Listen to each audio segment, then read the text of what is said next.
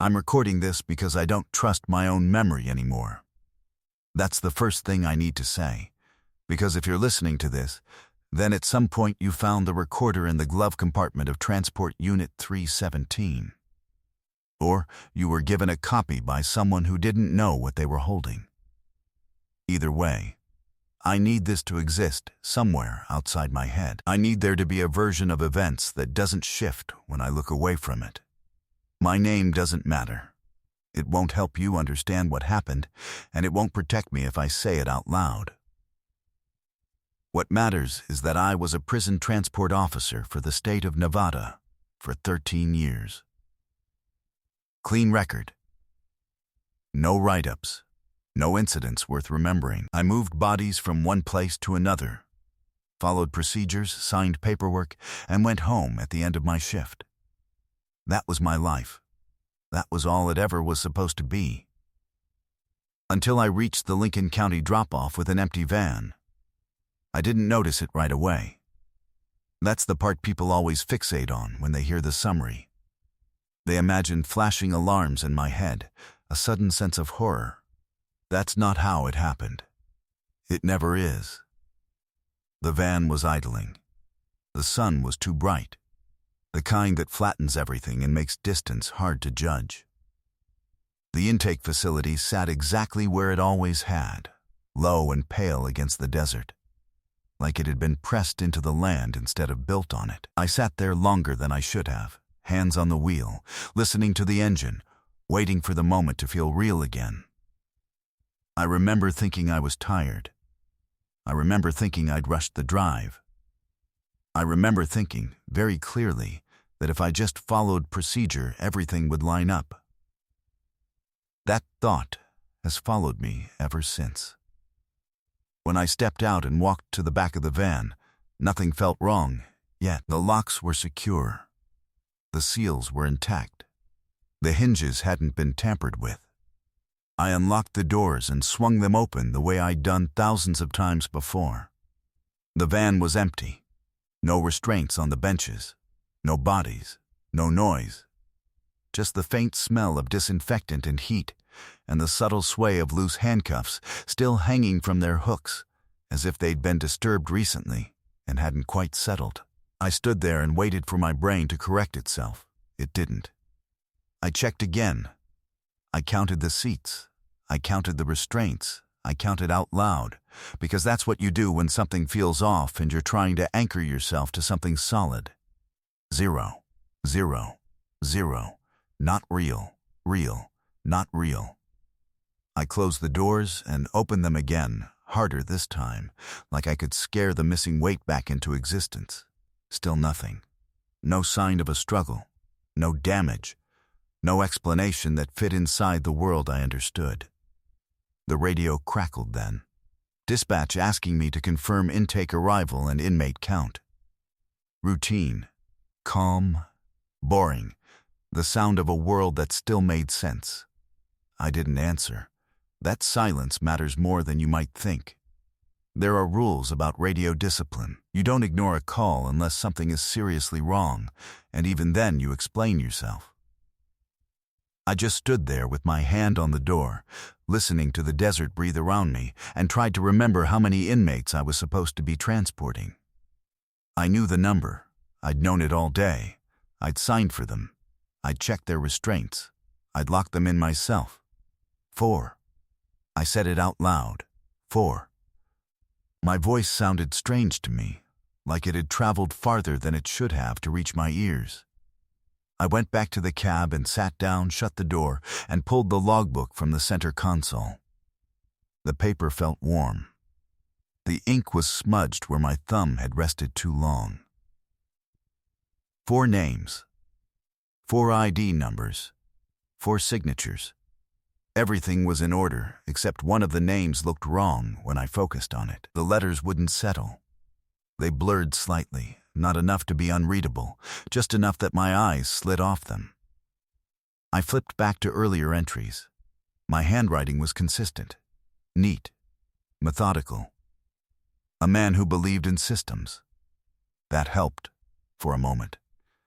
That version of me wouldn't have missed something this big.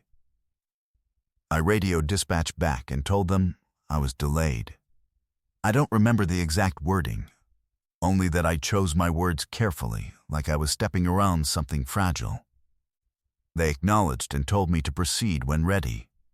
No urgency, no suspicion. The world still thought this was normal. I considered calling for assistance. That's what the manual says to do if there's a discrepancy. Secure the vehicle. Request supervision. Don't move until the situation is resolved. All of that assumes there's something to point at. An open door. A broken lock. A body on the road behind you. There was nothing. So I did the only thing that felt possible. I started retracing my day in my head. The pickup facility. The holding area. The way the inmates had filed in, one by one. Quiet. Compliant. No troublemakers. No one memorable enough to stick out. That bothered me more the longer I thought about it. You remember faces in this job, even if you don't want to. I could picture 3 of them clearly. Their posture, their shoes, the way they avoided eye contact. The 4th one was more like a gap than a memory, a place my thoughts slid around instead of landing on. Every time I tried to focus on him, my mind supplied a different detail. Taller, no, shorter, older, younger. I felt a headache building behind my eyes. Not real, not real. I checked the back of the van one more time. Same result. Empty, clean, impossible. At some point I realized I was afraid of closing the doors again. Afraid that if I did, something would change behind them. Or worse, that nothing would. And that would mean this was permanent. The intake facility doors remained closed.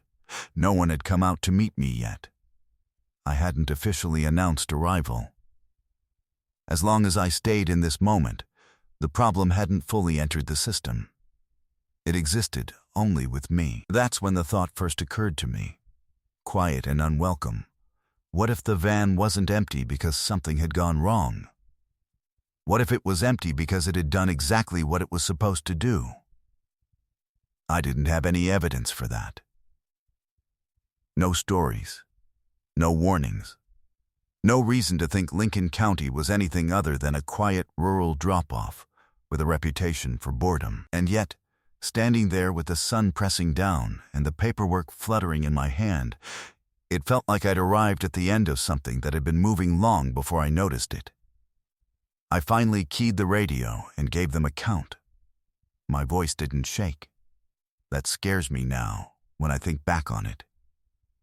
I sounded calm, professional. I said the number that matched what I could see, not what I knew should be true. 0. There was a pause on the line, just long enough to feel deliberate.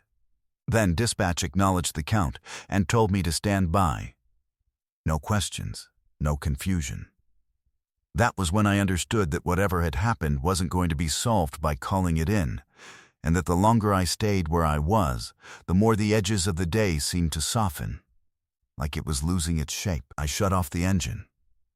The silence that followed felt heavier than the sound ever had, and for the first time since I'd arrived, I had the overwhelming sense that I wasn't alone anymore. Not in the way that means someone is standing behind you, but in the way that means something has noticed you. That's why I started recording. Because if this ends the way I think it might, I need there to be proof that I didn't imagine the van empty.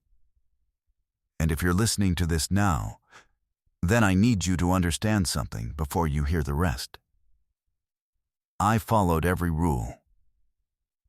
And it still came with me. By the time I turned the engine back on, I'd convinced myself of 2 things. First, that whatever had happened didn't start at Lincoln County. And second, that if I didn't anchor myself to procedure immediately, I was going to lose the ability to tell the difference between what I remembered and what I imagined. So I did what transport officers are trained to do when things don't make sense. I went backward, The day had started before sunrise at the intake facility outside Clark County. Same concrete building, same fluorescent lights that always hummed just slightly too loud, same smell of disinfectant and burnt coffee. I remember signing in, checking my assignment, and feeling that mild annoyance you get when you realize you've been given a long rural route instead of something quick and local. Lincoln County again. That should have meant nothing. I'd done the run before. Everyone had. Long stretch of desert, minimal traffic, no surprises. The kind of route they give to experienced officers because there's nothing that can go wrong if you just stay awake. I remember the holding area clearly. 3 inmates were already seated when I arrived, cuffs secured, ankles chained, eyes forward. They didn't speak. That wasn't unusual. Most of them didn't. The 4th one was standing near the wall with an officer I recognized but didn't know well. Older guy. Close to retirement. He nodded at me like he always did. I signed for 4. I remember counting them. I always count them. 1, 2, 3, 4. The rhythm of it is automatic, like breathing. If you'd asked me yesterday morning how many inmates I loaded into that van, I would have said 4 without hesitation. Now, when I try to picture that moment, something slips. The first 3 are solid. I can see their faces if I close my eyes. One had a scar along his jaw. One kept flexing his fingers like he was nervous. One stared at the floor the entire time. The 4th, every time I try to fix him in my mind, the image changes. Sometimes he's facing me. Sometimes he's turned away. Sometimes he's taller than the others. Sometimes he's sitting already, like he never stood at all. It feels less like forgetting and more like remembering something that never finished forming. The drive out of Clark County was uneventful. Traffic thinned quickly. The city fell away behind me, replaced by open land and long stretches of road that feel unfinished, like someone stopped drawing halfway through. I remember the radio working fine at first. Music, chatter, dispatch updates that didn't concern me. Somewhere past the last real town, the signal started to degrade. That wasn't unusual either. There are dead zones out there where the world goes quiet, whether you like it or not. I switched to the secondary channel and continued on. I didn't stop until the first scheduled check. That's where things get fuzzy. I pulled into a rest area that barely qualified as one. A patch of gravel, a bathroom building that looked permanently closed, a single sun-bleached sign warning about heat exposure. I shut off the engine, logged the time, and went through the checklist. Visual inspection, lock integrity, count. I remember opening the interior gate and seeing 3 inmates sitting exactly where they should have been. 3. At the time, my brain supplied an explanation before I even realized there was a problem. I must have miscounted earlier. The paperwork must be wrong. It happens. Rarely.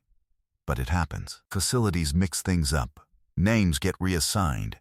Someone gets pulled at the last minute. I remember feeling annoyed more than alarmed. I did the count again. 1, 2, 3. I asked them to state their names. They complied. Voices flat, eyes unfocused. 3 names. All matched the logbook. I stood there longer than necessary, waiting for something else to happen.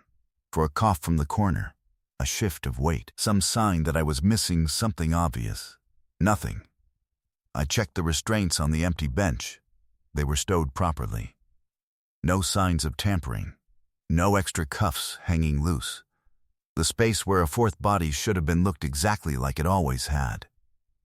When I closed the gate and returned to the cab, I flipped open the logbook and stared at the entries. 4 names were still there. I hadn't imagined that. My signature was right below them. I could recognize the way my pen had pressed harder on the page near the end of the list. A slight indentation where my hand always tenses. I considered turning back. That thought didn't last long. Turning back requires justification. It creates questions. It pulls supervisors into your day. And at that moment, I still believed this was a paperwork error I could resolve later. The inmates were compliant. The vehicle was secure. No one was missing, not in any way I could prove. So I logged the count as 3. That's the first thing I changed. I didn't tell dispatch. I told myself I'd clarify at the next stop, that I'd compare notes, that I'd get confirmation from intake. All reasonable plans, if you assume the world operates the way it's supposed to. As I pulled back onto the road, I had the distinct feeling that I'd done something irreversible. Not illegal, not dramatic, just final, in a way that paperwork usually isn't. The rest of the drive blurred together after that. The road stretched and folded in on itself. I passed the same rock formation twice, I think. A jagged outcropping shaped like a broken tooth. I remember noticing it because the second time, it felt familiar in a way it shouldn't have. Time did something strange, too. I checked the clock and found I was ahead of schedule by nearly an hour. Then, later, behind. I blamed fatigue. Long routes mess with your sense of duration. Anyone who's done desert driving knows that. The inmates stayed quiet. At one point, I asked if they needed water. Standard courtesy. One of them looked up at me, really looked, and asked if I was sure we were still headed north. His voice was calm, curious even. I told him yes. He nodded, satisfied, like he'd expected that answer. The next scheduled check came and went faster than the first. I didn't open the interior gate that time. I told myself there was no need. Everything was fine. 3 inmates, secure transport, stay on task. It wasn't until much later, when I was already closer to Lincoln County than Clark, that one of them spoke again. I heard movement behind me, a shift of chains, and then a voice said my name. Not my last name, my first. I didn't respond right away. Officers don't engage unless necessary. I asked how he knew it. He said I'd told him earlier. I knew I hadn't. When I glanced in the rearview mirror, all 3 were watching me. Not with hostility, not with fear, just attention.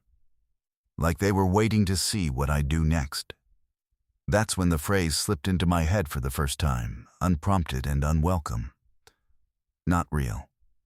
Real. Not real. I repeated it silently until my hands stopped shaking. And I kept driving, because stopping felt worse than whatever was waiting ahead. I didn't ask him how he knew my first name after that. I should have. Every training manual, every instinct built over years on the job says you don't let that slide. You establish boundaries. You regain control of the situation. Instead, I told myself it wasn't worth escalating. People talk in holding.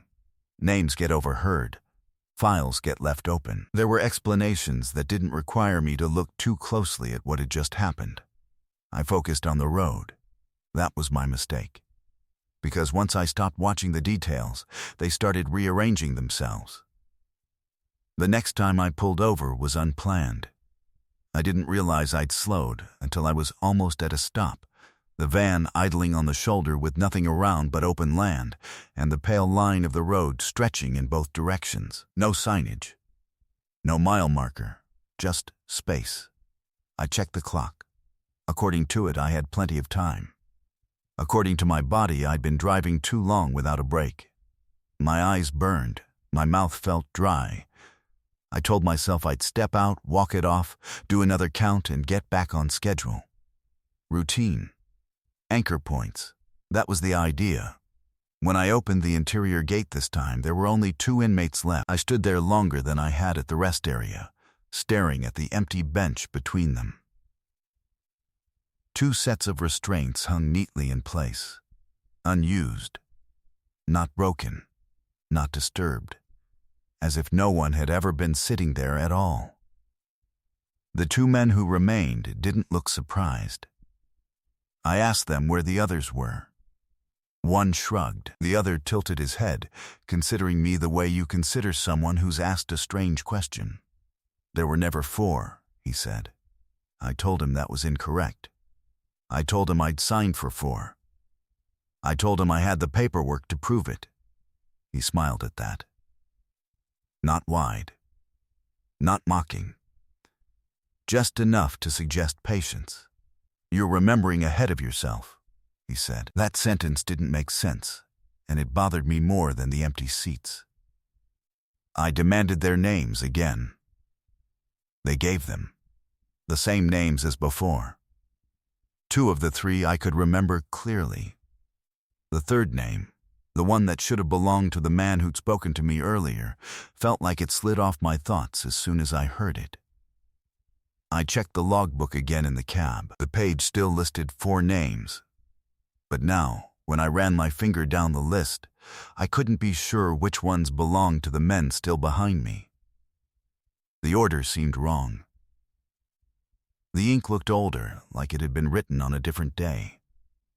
My signature was still there, but the pressure marks didn't line up with how I remembered holding the pen. I closed the book and set it down carefully, like it might react if I startled it. I should have called this in. I know that. There's no version of policy where losing half your transport load without explanation is something you handle on your own. But every time I reached for the radio, I hesitated. I kept picturing the questions I wouldn't be able to answer. Where did they go? When did you last see them? How did you not notice? I didn't trust myself to respond consistently. And something about the silence between radio calls felt intentional. Like as long as I didn't invite anyone else into it, whatever was happening would stay contained. I logged the count as 2.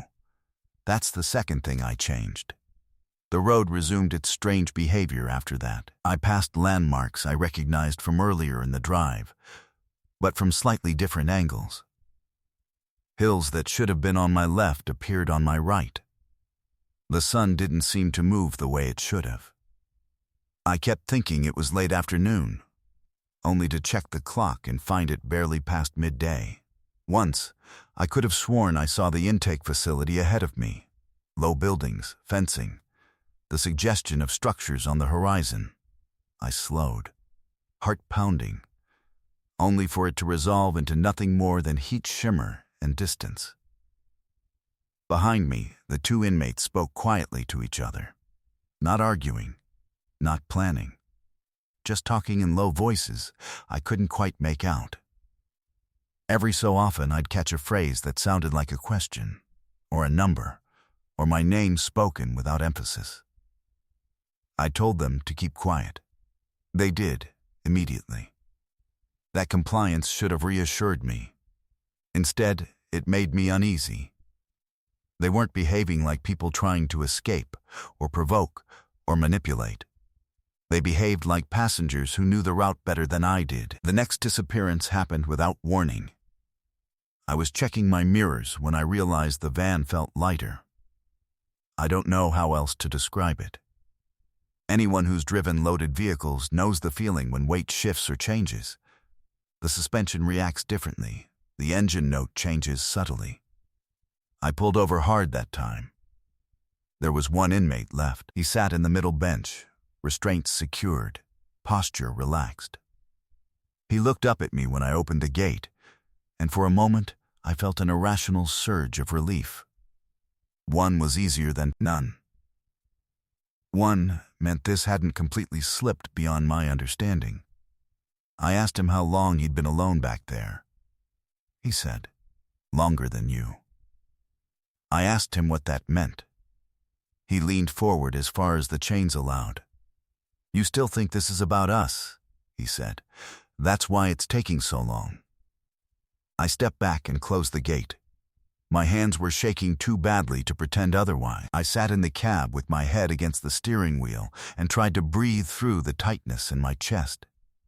Not real. Real. Not real. I told myself this was stress, sleep deprivation, some kind of dissociative episode brought on by monotony and heat. There were studies about that, papers written, warnings given in training. None of them mentioned prisoners vanishing from locked compartments, but they also didn't cover every possibility. I started the engine again because staying still felt dangerous. Motion, at least, created the illusion of progress. Lincoln County should have been less than an hour away by then. The signs began appearing more frequently. Familiar names. Distances that finally counted down instead of looping. For the first time since Clark County, the world seemed to settle into something recognizable. I almost believed it was ending. The inmate hummed softly behind me. Not a tune I recognized, just a sound, steady and unbothered. When I told him to stop, he did. When I asked him who he was, he hesitated. "That depends," he said carefully, "on how many you remember." I didn't answer. As we crested the final rise before the Lincoln County Intake Road, I checked the rearview mirror again. The bench was empty. I didn't pull over this time. I didn't stop the van. I didn't check the restraints or the locks or the space where a person should have been. I drove the rest of the way on instinct alone, heart hammering, mouth dry, repeating the phrase in my head like a lifeline that was starting to fray. Not real. Real. Not real. By the time the intake facility came fully into view, I already knew what I was going to find when I opened the doors. What I didn't know yet was that the van being empty was only the beginning. I didn't shut the engine off when I arrived. I let it idle while I sat there, hands resting on my thighs, feeling the vibration through the seat like a pulse that hadn't decided whether it was mine or the van's. The intake facility looked the same as it always had. Same fence, same dull paint, same security camera mounted crooked above the entrance, like it had been bumped years ago and never quite fixed. Normal, that was the word I kept reaching for. I forced myself out of the cab and walked to the back, already knowing what I'd see, but still needing to confirm it with my own eyes. The doors opened. Empty benches. Hanging restraints. Nothing out of place except the absence of everything that should have been there. This time, I didn't count. I closed the doors and locked them, then leaned my forehead against the metal and waited for the surge of panic that had followed the earlier disappearances. It didn't come. What I felt instead was a strange, hollow clarity, like my mind had decided this was the version of reality it would accept in order to keep functioning. Inside the facility, the intake officer greeted me by name. That should have reassured me. Instead, it made my stomach tighten. He asked how the drive was. I told him it was quiet. He nodded, as if that confirmed something for him, and reached for the paperwork. I handed over the logbook, watching his face carefully as his eyes scanned the entries. I expected confusion. I expected questions. I expected him to look up and tell me there was a mistake. He didn't. He flipped through the pages, paused briefly at the most recent entry, and then signed off with a practiced motion. When he handed the book back, I noticed he hadn't written anything in the intake column. "Aren't you going to need the names?" I asked. He looked at me then. Really looked. Not alarmed, not suspicious, just assessing. "Vehicle-only arrival," he said. "That's what you're logged for." I told him that wasn't right. I told him I'd been assigned 4 inmates. I told him there had been 3, then 2, then 1. I heard how that sounded as it left my mouth, but once I'd started, I couldn't stop. The words tumbled out faster than I could organize them. He listened without interrupting. When I finished, he nodded once and slid the logbook into a drawer. "Why don't you take a few minutes?" he said. "Get some water. We'll sort this out." I didn't like the way he said this, like he was referring to me instead of the situation. The water fountain in the hallway tasted metallic. I drank anyway. My hands were still trembling, though less violently than before. I tried to ground myself by naming things I could see: the scuffed tile, the faded bulletin board, the crack in the wall near the exit sign. All of it solid, all of it familiar. When I came back to the desk, the intake officer was speaking quietly into the phone. He hung up when he saw me and offered a tight smile. "Supervisor's on his way," he said. "In the meantime, I'm going to need you to answer a few questions." I agreed. Of course I did. This was the point where things would realign, where someone else would step in and impose order. He asked me to walk him through the day from the beginning. I did. Pickup, paperwork, the drive, the rest area, the counts. I tried to keep my voice steady, to present it like an incident report instead of a confession. When I mentioned the inmates disappearing, his pen paused over the paper. "Did you observe any breaches?" he asked. "No." "Any signs of tampering with the vehicle?" "No." "Any resistance from the inmates?" "No." He wrote something down. I couldn't see what. "Did any of the inmates speak to you during transport?" I hesitated. I thought about the voice that had used my first name, about the man who'd asked if I was sure we were still headed north, about the last one humming like he had nowhere else to be. "Yes," I said. "Some conversation. What kind?" "Nothing threatening." He nodded again, as if that fit neatly into a category he already had.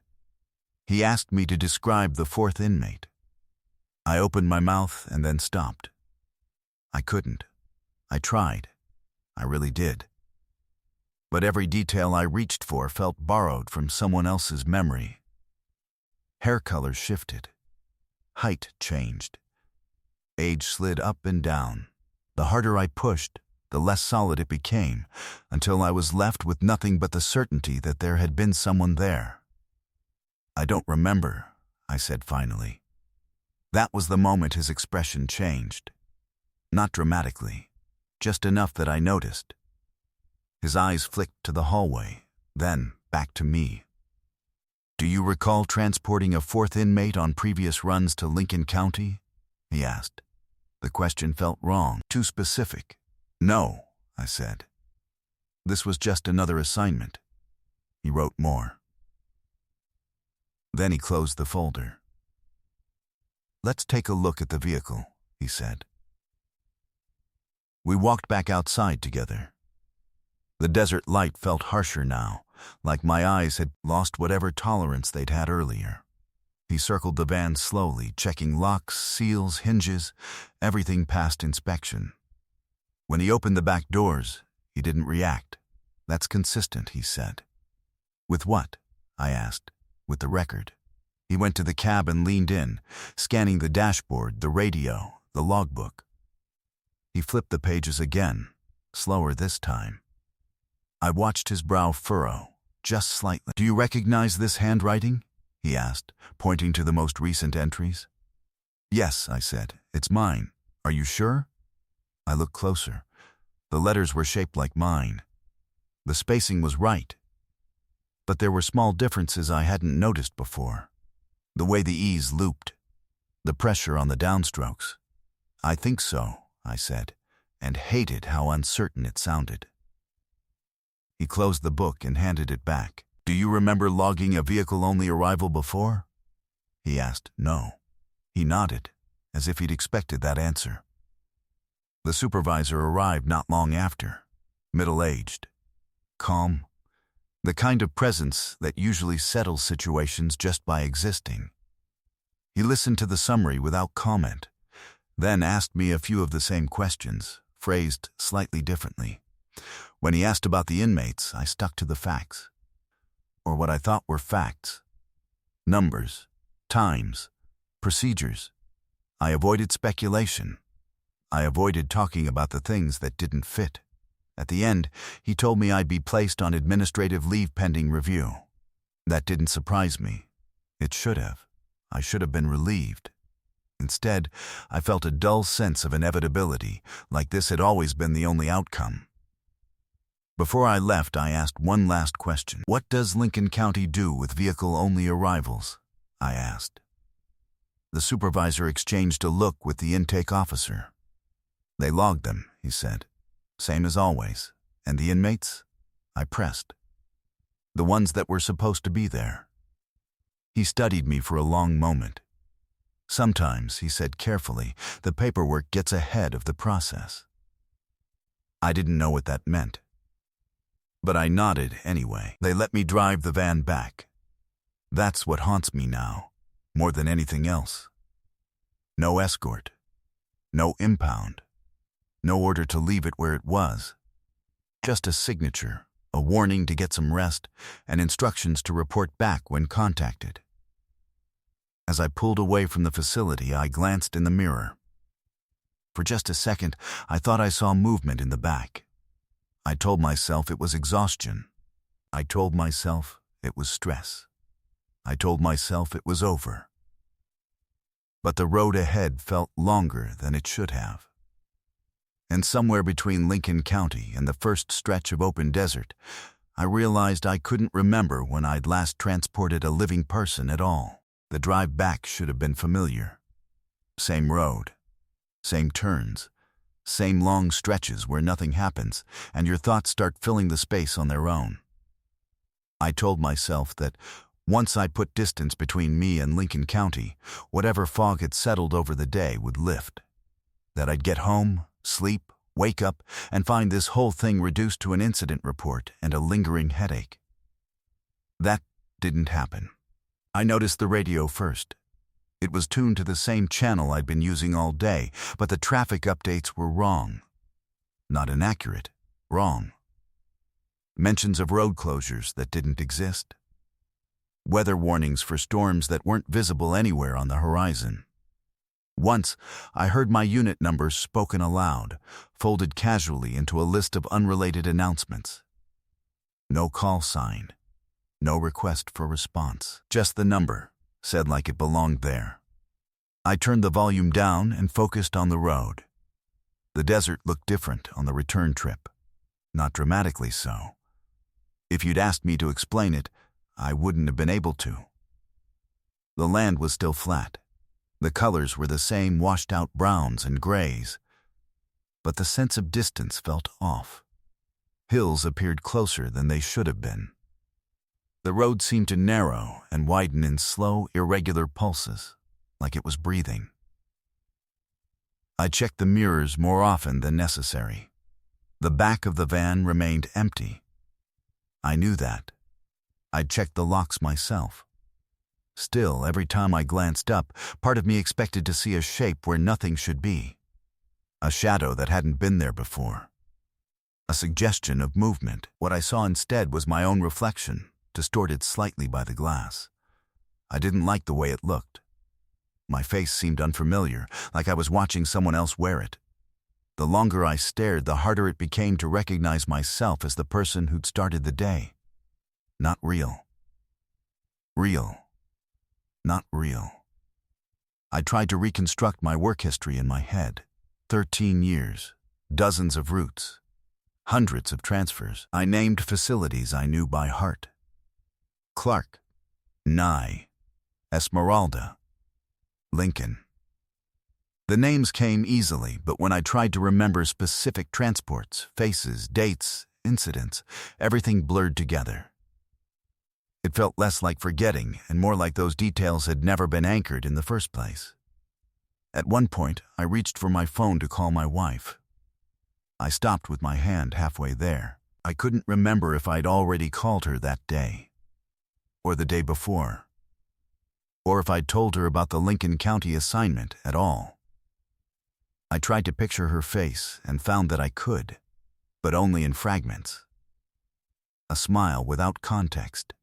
A voice without words.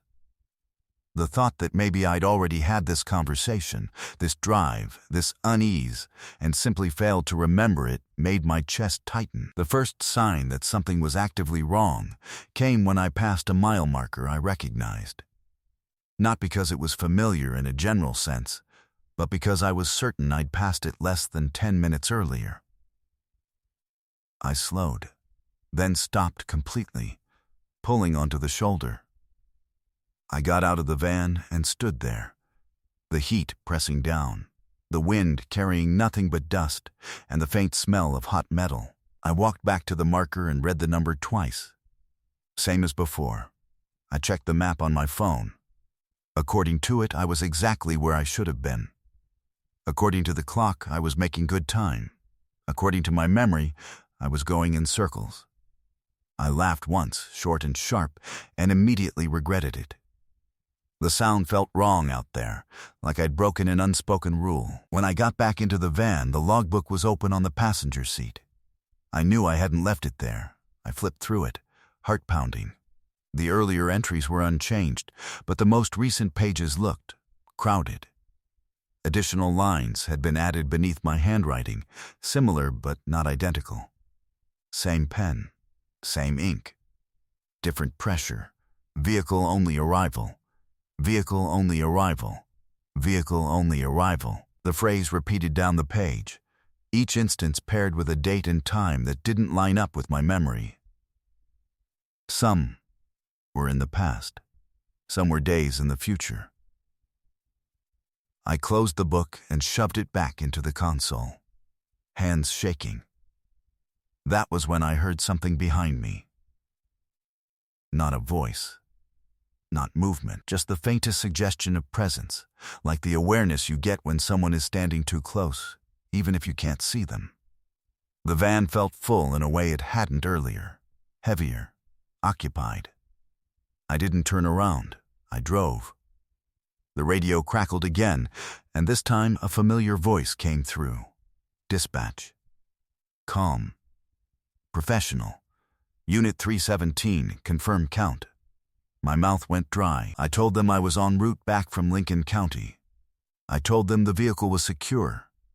I told them I'd already logged the arrival. There was a pause. Confirm count, the voice repeated. I glanced at the mirror despite myself. Empty. 0, I said. The acknowledgement came immediately. Copy. Proceed as assigned. I almost pulled over again. Almost demanded an explanation. Almost asked what assignment they thought I was on. Instead, I did what I'd been doing all day. I kept driving. The sun dipped lower without my noticing. The light shifted abruptly, shadows stretching in ways that made the road feel unfamiliar again. The sense of looping returned, stronger this time. I passed the same outcropping, the broken tooth rock, once, twice, 3 times. Each time it looked slightly more eroded, like it was aging rapidly between sightings. I started talking out loud to myself, narrating what I could see, what I was doing, just to hear a human voice. It helped, a little. Until I realized I wasn't the only one speaking. My words echoed back at me, faintly, a second later than they should have. Not through the radio, not through the cab, just there.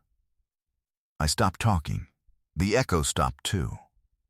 By the time the lights of Clark County appeared in the distance, I was exhausted in a way that went beyond lack of sleep. It felt like I'd been holding something up all day and was finally close to letting it drop. Relief and dread tangled together until I couldn't tell them apart. I pulled into the lot and parked the van where it belonged. I shut off the engine and sat there in the sudden quiet, waiting for something to happen. Nothing did. No alarms, no calls, no supervisors waiting for me. I got out, locked the vehicle, and stood there for a long time, staring at it. For a moment, a terrifying, hopeful moment, I thought I saw condensation on the inside of the rear doors, like breath against cold metal. When I blinked, it was gone. I went home. That night I dreamed of counting, seats, steps, names, always coming up short, no matter how careful I was. When I woke up, my phone had a message waiting. Assignment confirmed. Lincoln County. Vehicle-only transport. That was when I understood this hadn't been a single incident. It was a pattern. And I was already inside it. I didn't sleep after that message. I lay in bed listening to the house settle, cataloging every familiar sound like it might anchor me to something solid. The refrigerator cycling. A car passing on the street outside. My wife's breathing beside me, steady and unaware. Each noise felt fragile, like it could slip away if I focused on it too hard. At some point near dawn, I gave up and sat at the kitchen table with a cup of coffee I didn't drink. I reread the message on my phone until the words started to feel abstract. Vehicle-only transport. There was no inmate count listed, no pickup location, just a destination and a time window that started in an hour. I told myself I wouldn't go. That thought lasted exactly as long as it took me to imagine explaining my absence.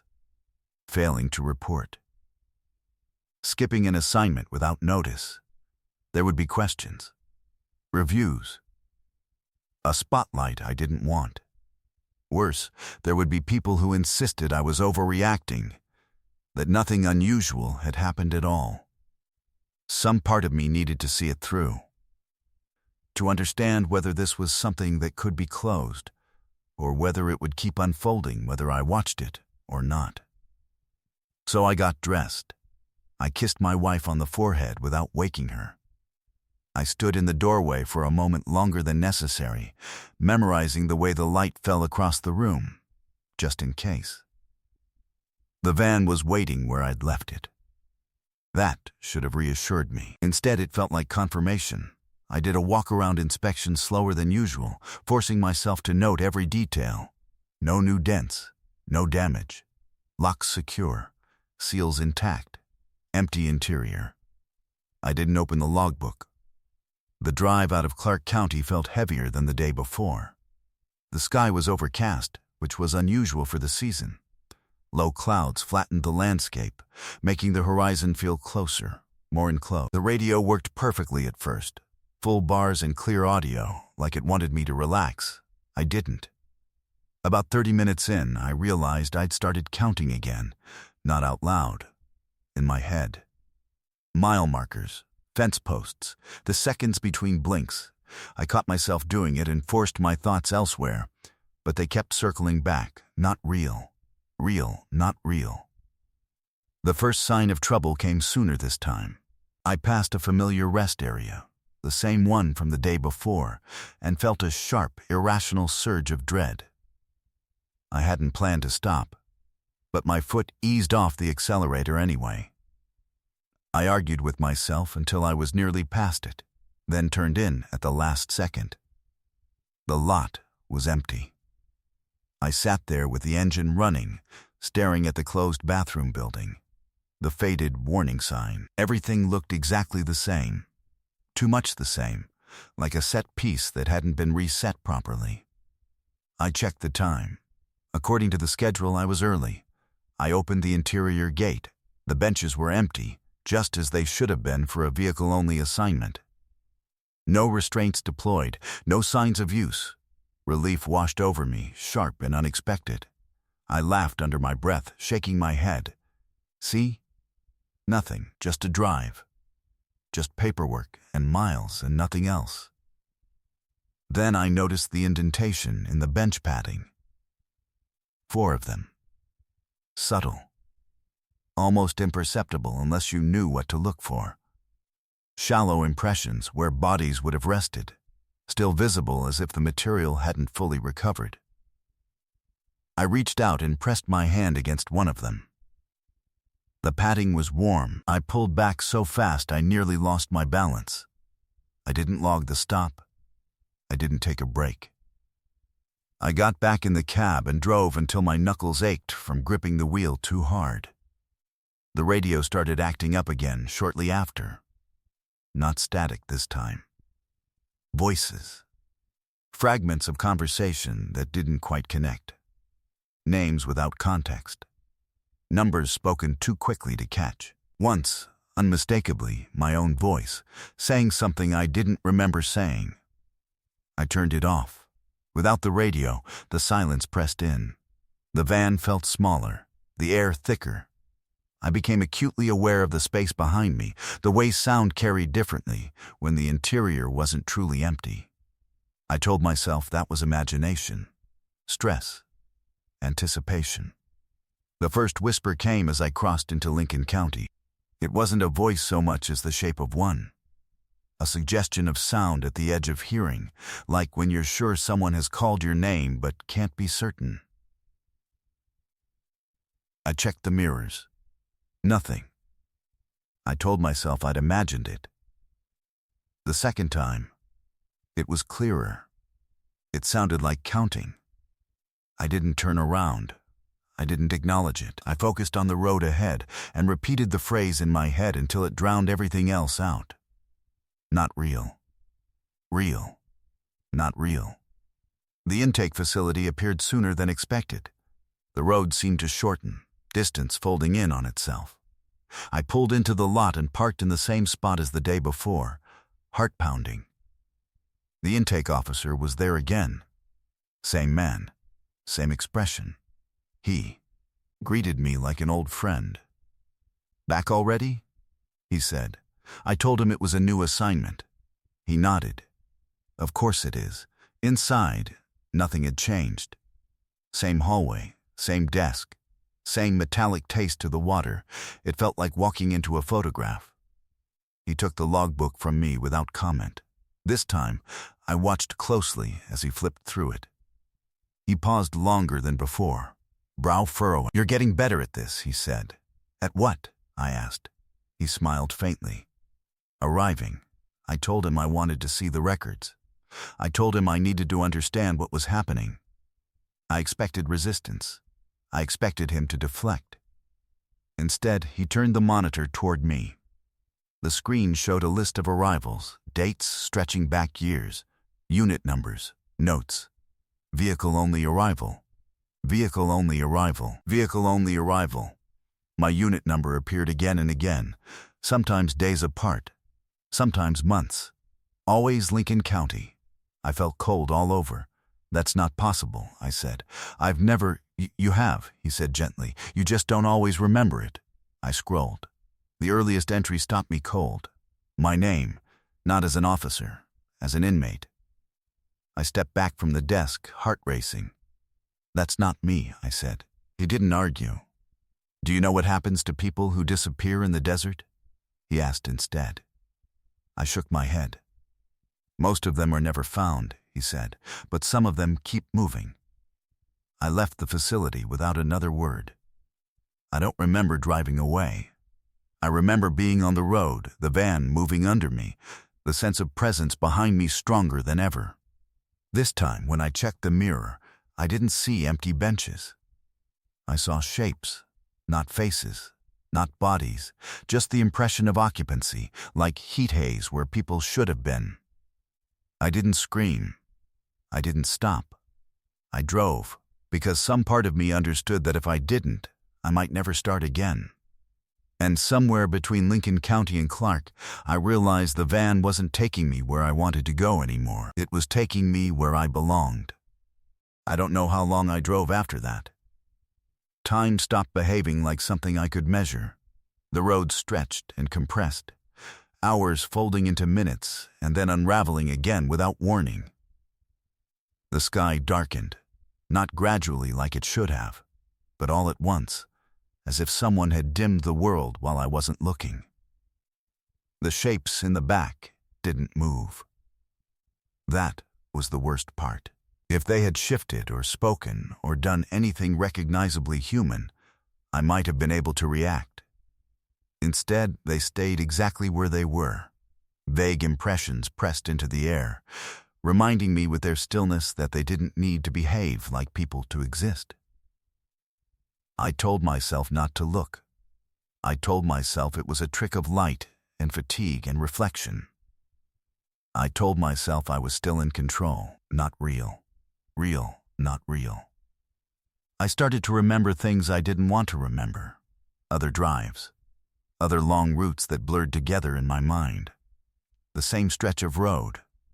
The same intake facility. Conversations I dismissed as routine at the time. Intake officers greeting me like they knew me better than they should have. Paperwork that never quite lined up when I looked back on it. There had been gaps before. I could see that now. Days I couldn't account for cleanly. Assignments I'd assumed were canceled. Memories that felt thin, like copies of something that had been overwritten too many times. I remembered signing logbooks I didn't recall filling out. I remembered being tired without knowing why. I remembered, suddenly and vividly, sitting on the other side of the interior gate. The memory hit me so hard I had to pull over. I sat there, with my forehead against the steering wheel, breath coming in short bursts as images surfaced unbidden. The feel of restraints biting into my wrists. The sound of the door closing. The certainty that I was being transported somewhere, though I couldn't remember from where or why. I saw myself reflected in the scratched metal, older than I am now, eyes hollow, watching an officer I didn't recognize settle into the driver's seat. That was when I understood. The van wasn't a vehicle in the way I thought it was. It wasn't just metal and locks and benches. It was a passage. A loop. A system that moved people from one state to another without ever fully letting them arrive. Some people went in as inmates. Some went in as officers. Eventually, the distinction stopped mattering. I looked back at the shapes again, forcing myself this time. They resolved slightly, just enough for recognition to spark. Faces I almost knew. Expressions frozen somewhere between confusion and resignation. Men and women in uniforms like mine, from different years, different cuts, all wearing the same look of dawning awareness. One of them met my eyes. He looked exactly like me, not as I am now, but as I'd been years ago. Younger, less tired. The man who still believed that following the rules meant something. He nodded once. I laughed then. I couldn't help it. The sound cracked out of me, sharp and brittle, and echoed too loudly in the cab. "So this is it," I said aloud. "This is how it works." No one answered. I drove until the road ended, not at a barrier or a dead end, but at a place where the asphalt simply gave up, dissolving into pale dirt and scrub that stretched out into nothing recognizable. The headlights cut a narrow path forward that seemed to lead nowhere. I stopped. The engine idled, a low, patient sound. Behind me I felt movement for the first time. The shapes shifted, weight redistributing, like passengers preparing to disembark. I turned around slowly. The benches were full now. Every seat occupied. They didn't look at me with anger. They didn't look afraid. They watched me with something closer to expectation. I understood then what Lincoln County was. Not a drop-off, a handoff. I reached for the radio, though I knew it wouldn't help. I keyed the mic anyway. "Unit 317, I said. "Confirm count." My own voice came back to me through the speaker, layered and distorted. "Confirm count." I swallowed. I looked back at the benches, at the faces, at my own, staring steadily back. "4, I said. The acknowledgement came immediately. Copy. The engine shut off on its own. The silence that followed wasn't empty. It was full in a way I can't properly describe, like the space between thoughts right before you realize they're no longer yours. I don't remember opening the door.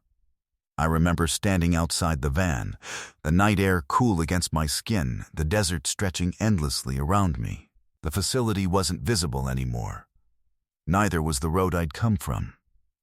The van doors were open. Inside, the benches were empty. I was alone. Or I thought I was. That's the last clear memory I have before everything started to blur again. Before days stopped lining up. before assignments appeared on my phone that I didn't remember accepting, before I found myself back in the driver's seat, hands on the wheel, a familiar weight settling in behind me. If you're trying to make sense of this, don't. That's my advice. Because the more you try to draw a straight line through what happened, the more likely it is that you'll find yourself standing where I am now, repeating the same words, following the same route, convincing yourself that this time will be different.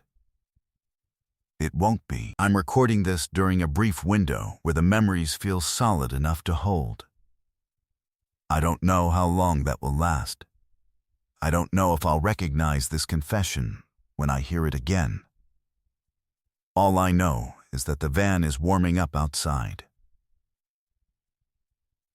and Lincoln County is on the schedule.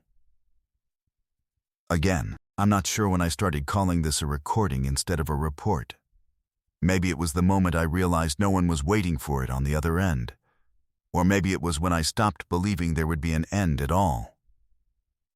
Either way, this isn't something I'm submitting. It's something I'm leaving behind, like a marker on the side of a road that doesn't show up on maps. I didn't drive home after that last night.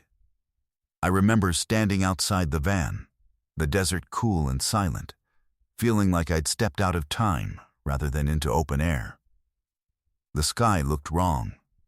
Not unfamiliar, just slightly misaligned, like a photograph that's been hung crooked for so long, you stop noticing until it finally falls. I walked away from the vehicle. That much I'm sure of. I remember my boots crunching against gravel, the sound too loud in the stillness. I remember telling myself that if I put enough distance between me and the van, it would lose interest, that it only had power while I stayed close, while I kept participating. That logic didn't last long. After a few minutes, I realized the van was still beside me, not following, not chasing, just there. No matter which direction I turned, it remained in my peripheral vision, always at the same distance, always waiting for me to acknowledge it again. So I stopped fighting it. That's the part I don't know how to explain without sounding like I'm giving up. It didn't feel like surrender. It felt like recognition, like finally understanding the rules of a game I'd been playing without knowing it. I got back in. The interior felt familiar in a way that made my chest ache. The seat adjusted itself as I sat, settling into a position that fit me too well. The mirrors angled slightly, without my touching them, until they showed me exactly what I needed to see. Empty benches. For now. The engine started without the key. I didn't check the schedule this time. I didn't need to. I already knew where I was going, just as I knew I wouldn't remember all of this the next time I arrived. The knowledge sat heavy in me, not as fear but as certainty. The drive was smooth, too smooth. The road offered no resistance, no surprises. The desert rolled past like a familiar dream, one I'd had so many times it no longer startled me when the details changed. As I drove, memories surfaced and sank again, like objects in deep water. Faces, names, conversations that felt important until I tried to hold on to them. I saw myself younger, then older, then both at once. I saw other officers in the reflection of the glass, men and women who'd believed in the same systems I had, who'd trusted the same procedures. Somewhere along the route, I realized something else. The van wasn't just collecting people. It was correcting something. Every disappearance I'd ever heard about in the desert, every unsolved case that ended with an abandoned vehicle or a last known location, and nothing beyond it. They weren't vanishing at random. They were being rerouted, folded into a process that didn't care about intent or innocence. The paperwork hadn't been ahead of the process. The paperwork was the process. Names written down before they were ready to exist. Roles assigned before the people filling them understood what that meant.